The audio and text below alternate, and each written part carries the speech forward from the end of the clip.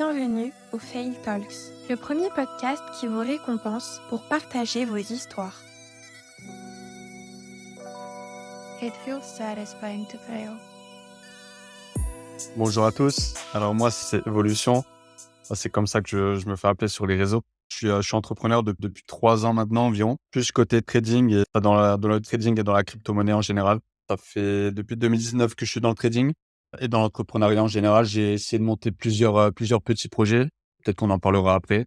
Et là, je suis focus actuellement sur mes futurs projets qui sont tous liés de près ou de loin à tout ce qui touche à la finance, trading et aux crypto-monnaies. Alors, Evolution, à la base, c'était tout simplement le nom de la toute première formation que je voulais sortir. C'était une formation qui regroupait un peu évolution personnelle, évolution financière. Donc j'avais vraiment ce nom-là comme un espèce de nom de société en vrai. Et j'ai laissé ce nom-là sur les réseaux. Et ensuite dans les communautés, même dans les Discord, tout ça, tout le monde m'appelait Evolution. Donc je me suis dit que c'était un peu bête que je le change. Donc j'ai continué avec ça. Puis en vrai j'aime bien. Je trouve que ça me correspond un peu. Évolution, c'est de manière générale évoluer dans la vie quoi. Si t'évolues pas, tu bouges pas, donc toujours en mouvement. It feels satisfying to fail. Je connaissais la finance de loin avec les études, parce que j'ai toujours eu un parcours scolaire dans tout ce qui était gestion d'entreprise, comptabilité, finance. Donc j'étudiais un peu, mais sans trop rentrer dans le détail. Et j'ai découvert le trading par le biais d'une société, donc c'est société MLM, on appelle ça comme ça, qui m'ont amené dans ce milieu. Donc moi, au tout début, c'était vraiment focus pour apprendre le trading et gagner de l'argent avec ça. Je voyais qu'on pouvait gagner de l'argent rapidement. Et en fait, j'ai été direct marqué par ça. Je pense dans un premier temps, c'est tout simplement l'argent. Je pense, gagner de l'argent, l'économie en général, j'ai toujours été un peu, attiré par ça, enfin ça m'intéressait. Je me rappelle, j'étais tout petit, ça c'est une anecdote, je me rappelle, j'étais jeune. Je sais plus, c'était dans les années 2010, un truc comme ça, je crois, j'étais au collège et il me semble que c'était l'affaire Kerviel à un moment. On parlait beaucoup de traders, on parlait beaucoup du monde de la finance à ce moment-là. 15 ans, le 24 janvier 2008, la Société Générale présente ses résultats pour l'année passée et elle annonce avoir découvert qu'un de ses traders a pris des positions qui vont lui faire perdre près de 5 milliards d'euros. Oui, le nom et le visage de Jérôme Kerviel sont révélés au monde ce 24 janvier 2008. Ce jour-là, Martial Duo est aux commandes du journal d'Europe 1. La Société Générale a révélé il y a une demi-heure environ que les subprimes et une fraude d'une ampleur inédite vont faire perdre à la banque près de 7 milliards d'euros. Et mon père, il me disait toujours: «Ouais, ouais, il faut que tu fasses trader, faut que tu fasses trader, ça gagne beaucoup d'argent». Je comprenais pas trop au début et c'est après, en fait, en étudiant ça, j'ai appris à prendre goût, en fait, au métier. Tout ce qui est, ouais, au début lié à l'argent, puis même, je sais pas, tu sais, tu restes informé de tout ce qui se passe un peu dans le monde. Puis quand tu rentres en profondeur, même dans le trading, tu vois que finalement, les informations, c'est pas anodin, tu vois? Tout ce qui se passe, en fait, c'est dans le monde de la finance, j'ai envie de dire, tu es plus au courant, «en avance» entre guillemets, tu es tout le temps actif, en fait.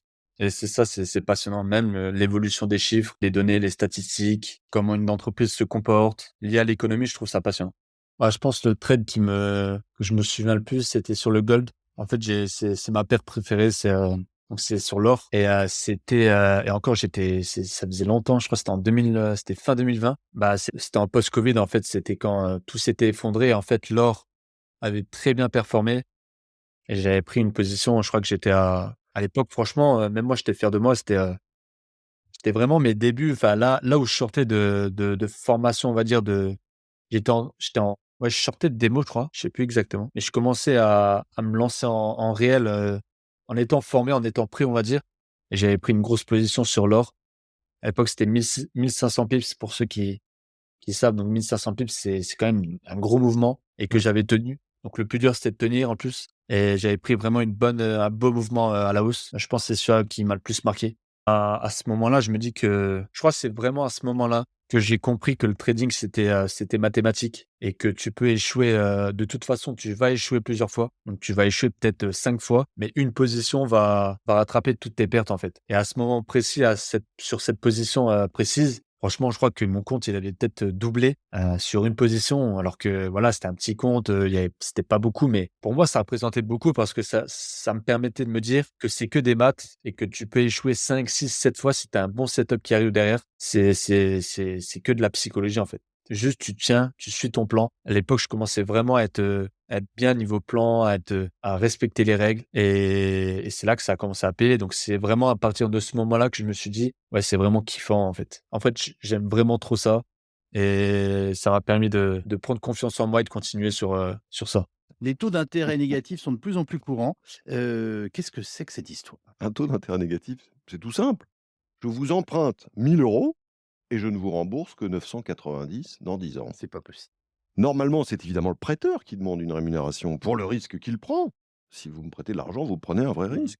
Et puis pour compenser l'inflation, la hausse des prix pour toutes les années du prêt. Et bien en ce moment, c'est l'inverse. Le prêteur paye pour prêter de l'argent. Pardonnez-moi, mais c'est aberrant, hein. C'est le mot. Ouais.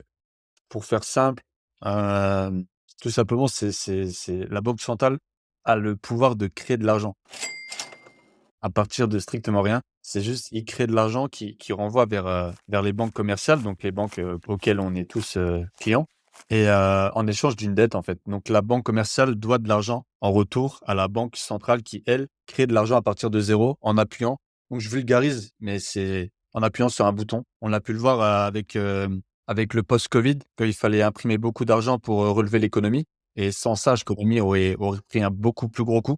Bah, ils ont imprimé massivement de la monnaie en partant de rien et maintenant, tous les pays sont 3-4 fois plus endettés. Comme je trade tous les jours, j'analyse, j'apparente un peu le trading à la BCE parce que finalement, tu appuies sur un bouton sur ton téléphone ou sur ton ordi et tu fais de l'argent. Donc c'est un peu le clin d'œil que je voulais donner.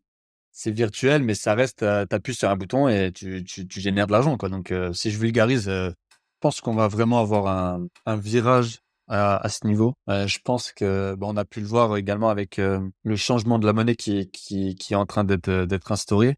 Donc les CBDC, donc ça va être en fait des monnaies de banque centrale digitales et que tout le monde aura et ça permettra en fait de supprimer le cash. Donc je pense que là, dans les prochaines années, ça va être la première fois où vraiment la monnaie enfin pas la première fois, mais qu'on connaît nous, en tout cas, la première fois que la monnaie papier va disparaître. Donc il y aura plus de monnaie papier, il y aura plus de cash et ça sera full digital et voilà. Je pense que ça va être un gros changement, pour l'économie en général et je pense que même pour le pouvoir d'achat des gens, on l'a bien vu déjà quand il y a eu quand on a remplacé le franc, par exemple, par l'euro, quand on a donné une monnaie, européenne, donc une monnaie sur un continent, bah, là, ça va être la même chose mais en pire, je pense. Après, de toute façon, je pense qu'on sera tous, de près ou de loin touchés par ça. Après, si tu veux, entre guillemets, «sortir de ce système-là», bah, aujourd'hui, on a la chance d'avoir, bah, les crypto-monnaies, la blockchain et le bitcoin, donc qui te permet de vraiment avoir une monnaie décentralisée, donc en dehors du système. Parce qu'en soi, le bitcoin, à 99 personne ne le contrôle. Enfin, ouais, personne n'est censé, enfin, c'est pas une entité qui le contrôle par elle-même. Donc tu peux miser sur cette monnaie décentralisée. Ou alors, l'or, qui a toujours été, connu comme monnaie d'échange également. Tu peux aller vers les métaux précieux ou vers des actifs, avoir plusieurs actifs, en fait, pas être uniquement lié à cette monnaie-là. Parce que je pense que si tu es à 100 comme aujourd'hui, en fait, hein, si tu es à 100 lié à la monnaie de la banque centrale, bah, en quelque sorte, tu as moins de liberté, en fait. Tu es plus contrôlé.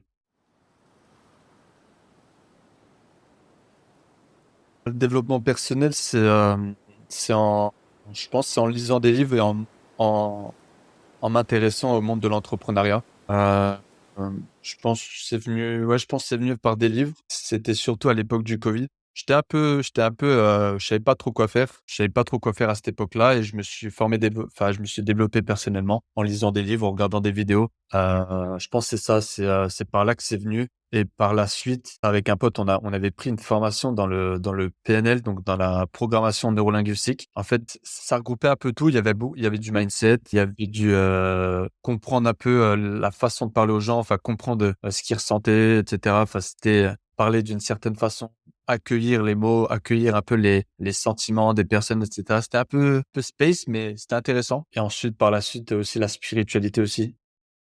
Je n'ai pas envie de perdre mon temps avec vous. On va en finir une bonne fois, pauvre pote. Alors j'utiliserai l'art de l'ermite. Je me suis approprié le mode ermite. Enfin, c'est un mode de vie que j'ai voulu, m'instaurer à moi-même, en fait, finalement. C'était en 2022. Bah, je commençais à me développer personnellement, tout comme j'en ai parlé, précédemment et je commençais à rentrer à fond dans tout ce qui était méditation, état méditatif, bien manger, faire beaucoup de sport et en fait, j'ai voulu lier tout ce qui était nutrition, faire du sport, de la réticence séminale également, pratiquer la réticence, avoir uniquement du contenu pour te former, c'est-à-dire, pas de télévision, pas de divertissement, vraiment du contenu, enfin, du divertissement, mais du bon divertissement, c'est-à-dire lire des livres, regarder des vidéos, en fait, apprendre des choses. Tout ce que tu consommes, tu dois apprendre des choses ou performer dans la chose que tu es en train d'apprendre. Donc t'exercer, faire du sport, conserver, faire de la réticence séminale, bien manger parce que on n'en parle pas assez, je pense, mais la nourriture, c'est ultra important et pratiquer toutes sortes de techniques un peu spirituelles qui est la visualisation, la méditation, les affirmations et en fait, ce regroupement-là, j'ai voulu l'englober, en fait et en faire un mode ermite. Donc mode ermite, c'est pour Naruto, pour ceux qui connaissent, quand il va dans les montagnes, qui s'entraîne et qui passe en mode ermite. Il est beaucoup plus puissant. Bah, j'ai voulu l'instaurer, dans la vie réelle, c'est-à-dire pratiquer toutes sortes de méthodes, les enchaîner pour que à la fin, bah, tu pratiques un mode ermite, un mode de vie puissant et franchement, j'ai eu que à chaque fois que je l'ai pratiqué, j'ai eu des très bons retours sur moi-même, sur ma performance, sur mon développement et même j'ai même, des personnes à qui je parle, à qui j'échange, qui le pratiquent aussi et qui m'ont dit, que des bons retours donc je suis content et je trouve que c'est une bonne chose.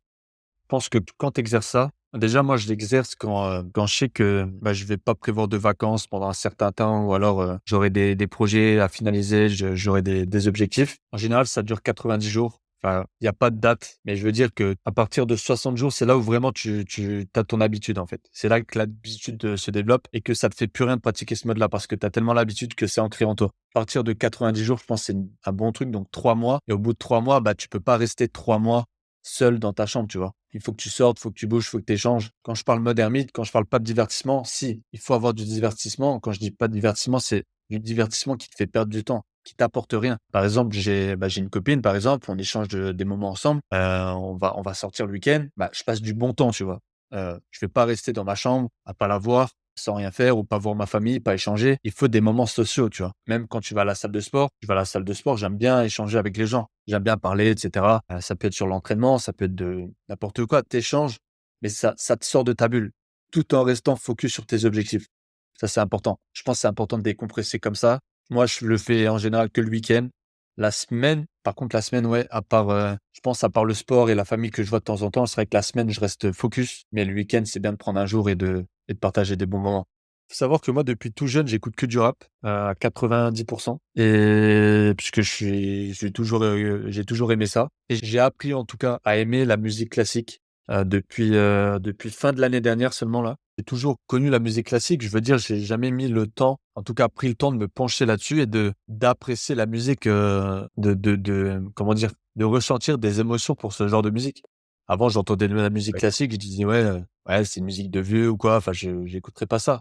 Mais quand tu apprends vraiment tu rentres dans la musique, de l'interprète, en fait, vraiment, tu voyages, en fait, la musique, ça te fait voyager et maintenant que j'ai découvert la musique classique, ça me fait voyager, ça me fait penser, ça m'apaise et donc c'est ça, j'ai appris à apprécier, en fait, alors que j'avais pas pris le temps, auparavant. Avant, j'étais borné sur le rap, j'écoutais que ça et parce que j'aimais ça et j'ai pas pris le temps de découvrir autre chose que ça. Enfin, ça a beaucoup changé, mon état d'esprit, enfin, ça m'a je pense que, bah, avant, je faisais pas attention, mais maintenant, quand j'écoute que du rap, j'ai l'impression que je suis toujours, pas énervé, mais je suis un peu je suis tendu ou alors, si je vais écouter que, un artiste que j'aime beaucoup, c'est Freeze Corleone, par exemple. Si j'écoute que ça, à la fin de la journée, je vais avoir mal à la tête et je vais avoir envie de tout casser. Pas dans le concret, mais au fond de moi. Alors que quand j'écoute de la musique classique, bah, je suis réfléchi, je suis calme, je suis détendu, je suis posé et en fait, j'ai appris à aimer ça et franchement, c'est incroyable. En vrai, j'ai vu aussi par la suite que, bah, la musique, bah, ça modifiait vraiment ton état de conscience. En fait, ça jouait sur ta personnalité et moi qui est toujours dans la recherche de développement, la recherche d'évolution personnelle toujours, bah, j'ai appliqué ça dans ma vie et depuis franchement, je me sens mieux, ouais. En fait, faut savoir une chose, c'est que, il y a encore, bah, je parlais tout à l'heure de 2020. En 2020, j'étais une personne complètement différente dans ma manière de vivre, dans, tout ce que je faisais. C'est-à-dire que je mangeais mal, j'allais au fast-food, j'ai fumé de l'herbe pendant un peu plus de 2 ans. Tous les jours, je fumais. Enfin, je prenais pas soin de moi et je pense que j'ai eu un déclic sur ça. C'est, bah, quand j'ai arrêté de fumer d'ailleurs. Quand j'ai arrêté de fumer, fallait que je passe mon envie de fumer. Donc, fallait que je fasse beaucoup de sport. J'en avais marre de manger mal. Enfin, je savais que voilà, c'est bien de profiter. Tu manges des fast-food et tout quand t'es jeune, c'est cool. Mais à un moment donné, en fait, j'ai compris que la santé, c'était vraiment quelque chose qui était déjà indispensable, mais aussi mieux tu manges, plus tu as d'énergie, plus tu fais du sport, plus tu as d'énergie, plus en fait, toutes ces steps-là que j'ai passées étape par étape, en fait, ça me donnait plus d'énergie. À côté, moi, j'avais des projets, j'avais de l'ambition, je commençais à être dans l'entrepreneuriat, à me développer personnellement. J'ai des objectifs et tu peux pas avoir certains objectifs si tu as une vie qui n'est pas similaire. C'est-à-dire que tu peux pas rêver, tu peux rêver de plein de choses, mais si tu as un rêve, si tu as un objectif, par exemple, d'être riche, multimillionnaire ou que sais-je, tu vas accomplir des choses dans ta vie et qu'à côté, tu es là, tu fumes, tu passes des soirées à tes potes à rien faire au final, à perdre ton temps. Le temps aussi, c'est ultra important, donc pas gaspiller son temps. Si tu manges de la merde, tu pas d'énergie. Si tu fais pas de sport, tu procrastines et en fait, c'est juste, attirer le succès à soi-même, quoi. Attirer la réussite et ça passe par là. Je pense qu'il y a pas d'évolution sans échec. Je pense que l'échec, c'est primordial, dans la vie. J'irais même jusqu'à dire qu'il faut échouer. Il faut échouer, en fait. Si tu échoues pas, tu peux pas évoluer. En fait, si ça, c'est dans n'importe quel domaine, hein.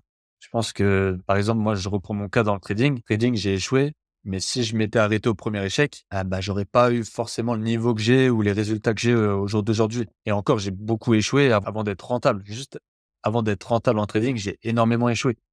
Et ça, c'est dans tous les domaines de la vie. Je pense que, c'est comme un jeu vidéo. Tu es dans Mario, je sais pas, tu vas tomber dans le trou, tu échoues. Le niveau la partie d'après, tu vas sauter au-dessus du trou, tu vas le voir, tu vas l'anticiper. Donc tu vas évoluer en niveau. Je pense que c'est pareil dans la vie. Si tu échoues pas, tu évoluerais pas de niveau en niveau. Le pire, c'est les personnes qui échouent et qui continuent de faire les mêmes erreurs. Donc ça, c'est encore plus bête, je pense. Faut apprendre de ses erreurs, faut comprendre, faut méditer sur soi, sur ses échecs et en profiter. Faut les accueillir. Je dirais même, faut tenter des choses, échouer. Au moins, tu apprends et après, tu peux avancer. Je pense que ça, c'est venu avec l'expérience, mais je pense maintenant, quand j'échoue, que ce soit dans n'importe quel domaine, en fait, j'ai appris à accueillir l'échec, hein, tout simplement. Je pense qu'il faut accueillir l'échec.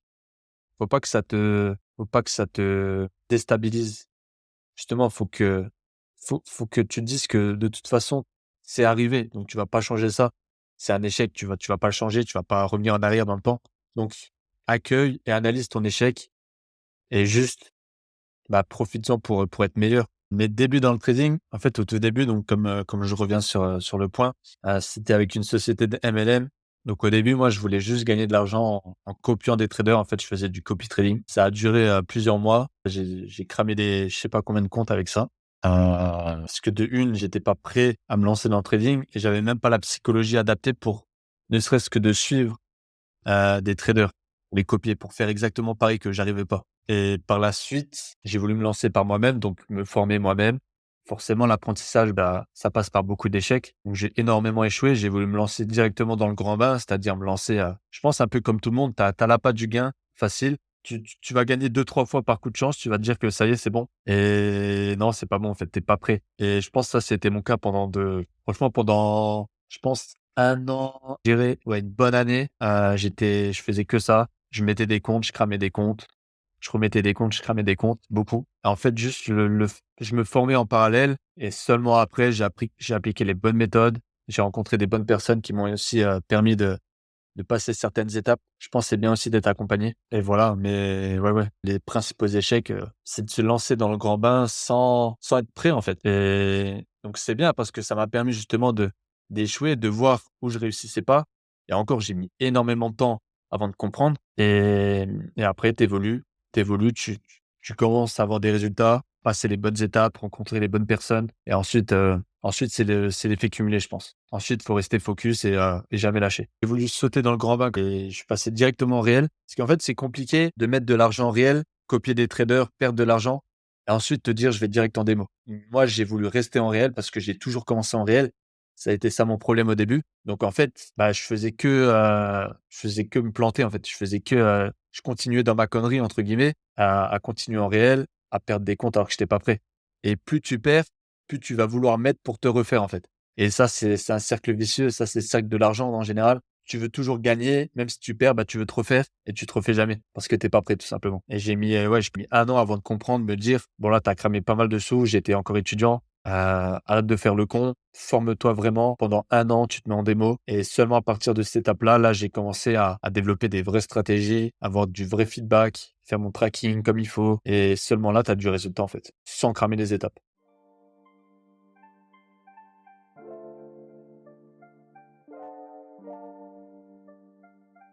L'entrepreneuriat, c'était à partir de 2019, un peu avant le trading en fait. J'ai commencé, je pense, avec un ami à moi qui travaillait avec moi en job étudiant, qui m'avait parlé c'était du dropshipping en fait, c'était du e-commerce. Donc lui, il avait lancé sa première boutique et franchement, je trouvais ça vraiment trop intéressant. Donc j'ai voulu me lancer par là au tout début. C'était même, je crois, fin 2018. Je crois que Yomi Denzel à cette époque, il était même pas connu, je crois. Et en fait, ouais, j'ai voulu commencer, ça a pas marché et j'ai repoussé, j'ai voulu lancer, je crois que j'avais lancé un site, ça avait pas marché, j'ai voulu lancer un deuxième, j'ai repoussé le truc et en fait, c'est vrai que le e-commerce pour entreprendre, je pense que c'est une bonne chose pour commencer en tout cas. Tu apprends vraiment tout en fait. Tu apprends à créer un site, tu apprends à optimisation de tes produits, les clients et cetera. C'est un peu complet, je pense et juste après, je suis tombé dans la société de MLM là, dans le trading et j'ai été complètement touché par le trading. Enfin, j'étais vraiment, trouvé que c'était ça qui me correspondait le mieux et après j'ai pas lâché, j'ai continué vers ce domaine-là. J'ai toujours continué à entreprendre. Alors par la suite, donc moi je me formais en trading. À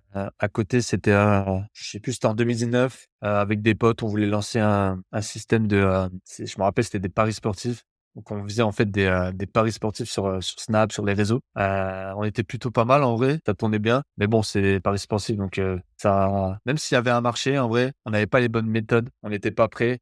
Marketing, on n'était pas là, on savait pas vendre, on savait rien faire en fait. On savait juste, on mettait nos 50 € sur nos paris, ça a marché pour nous, mais enfin rien encore. Donc on avait lancé un groupe comme ça. Donc ouais, j'avais continué le drop aussi, je sais plus j'avais arrêté quand. Ensuite, il y a eu le trading. Ensuite, j'avais voulu lancer l'infoproduit, donc c'était de la vente de formation. C'était juste de vente de formation, c'était, dans tout ce qui était un peu, dev perso, mindset, j'avais un blog j'avais beaucoup de e-books, que j'avais en fait, reconstruit par moi-même, en fait, que j'avais recomposé et je vendais ça sous forme de petites formations, mindset et c'est pareil, ça fonctionnait pas trop, quoi. J'étais sur Instagram, ça fonctionnait pas et ensuite, en fait, les petits échecs là, ensuite, je me suis focus principalement que dans le trading et je pense qu'après, j'ai vraiment niveau entrepreneuriat, je pense qu'à part le trading, j'ai pas changé de route, on va dire. Déjà, moi, je me suis mis là-dedans pour revenir un peu je refais le contexte, mais sur ces découvertes-là, j'ai vraiment compris, en fait, qu'il y avait un monde à part, quand j'ai lu un livre qui s'appelle Le Livre jaune. Je pense que c'est un livre que tout le monde devrait lire. Je crois que c'est le premier livre que j'ai lu en entier et en fait, ce livre,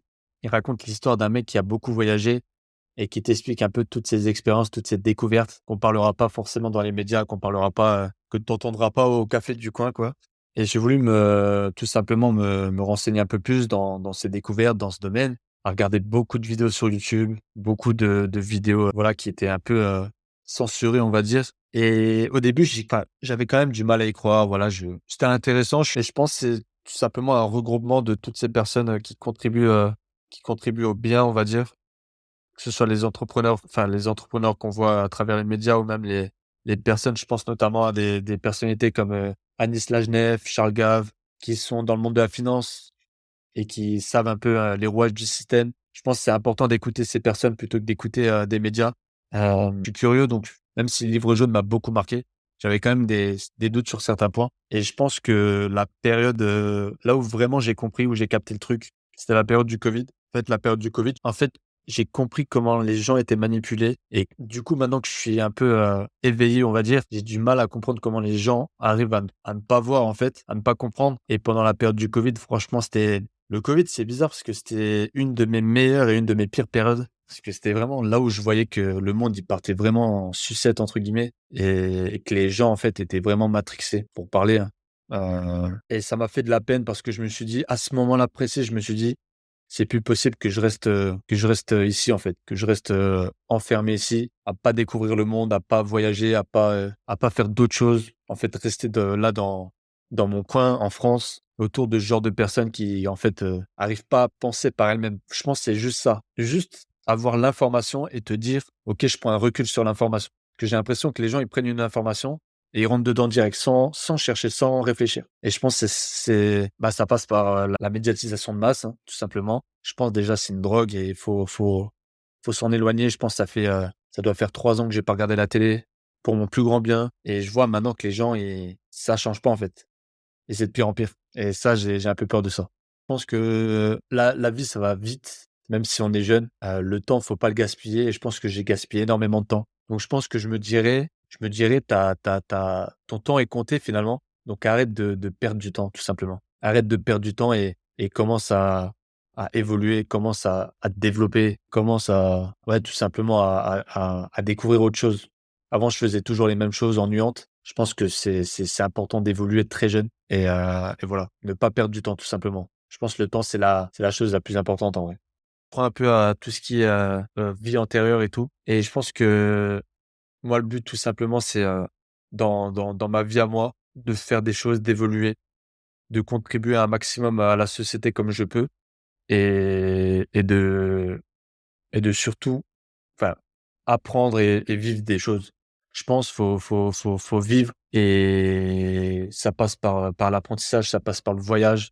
Je pense qu'il faut voyager, il faut voir des choses et quand je dis contribuer à la société, c'est-à-dire que moi j'ai, mes objectifs de vie, j'ai des projets. J'aimerais bien impacter, bah, tout ce que je sais faire, à ma façon, c'est-à-dire, bah, tout ce qu'on a parlé, c'est-à-dire tout ce qui est la finance, le trading, les crypto-monnaies. J'ai envie d'apporter ma pierre à l'édifice, parce qu'il y a encore beaucoup d'arnaques dans ces domaines. C'est vrai qu'on n'en a pas parlé, mais c'est rempli d'arnaqueurs, c'est rempli de mauvaises personnes et j'ai envie d'effacer, en fait, ces mauvaises personnes. J'ai envie que, voilà, il y ait des références, certaines références dans ce domaine et j'ai envie d'en faire partie par les projets que j'ai envie de contribuer. Personnellement aussi, je pense que c'est ultra important de pouvoir réveiller les gens. Donc si je peux contribuer au réveil des personnes, que ce soit, aux découvertes qu'on a parlé ou alors, à l'éveil personnel, juste, juste arriver dans la vie des gens et leur dire: «Il y a autre chose en fait. Il y a autre chose, il y a un monde à visiter derrière». Au moins te renseigner. Au moins je donne l'information. Déjà ça serait important. Donner l'information, donner la possibilité aux personnes d'évoluer, que ce soit, bah, personnellement ou financièrement. Parce qu'on vit quand même en plus on vit dans une époque qui est quand même, extraordinaire dans tous les sens du terme et que si tu restes à l'arrêt, ça va être très, très compliqué pour toi, je pense. Donc voilà, j'ai envie d'amener tous les gens autour de moi, tous les gens que je peux toucher de près ou de loin, de les amener, plus haut, plus loin, en fait, tout simplement. Pour nous soutenir, notez notre émission sur votre plateforme de streaming. Récompensez cet épisode en le collectionnant gratuitement sur la plateforme Zora en description. En général, sur les réseaux, je suis assez actif, donc evolution.eth. Sur Twitter aussi maintenant, OX Evolution. C'est là où je suis les 2 plus actifs, en ce moment. Ou sur YouTube, j'ai une chaîne YouTube aussi, vous tapez Evolution, vous me trouverez. Soyez actifs, on vit dans un monde qui bouge très, très vite, qui va bouger très vite et je pense que si tu restes à l'arrêt, ça risque d'être compliqué. Donc on va faire face à beaucoup de changements, il faut évoluer, il faut avancer le plus rapidement possible et surtout rester focus, ne jamais rien lâcher. Nous avons tous une histoire à partager. Rejoignez notre communauté et soyez récompensés.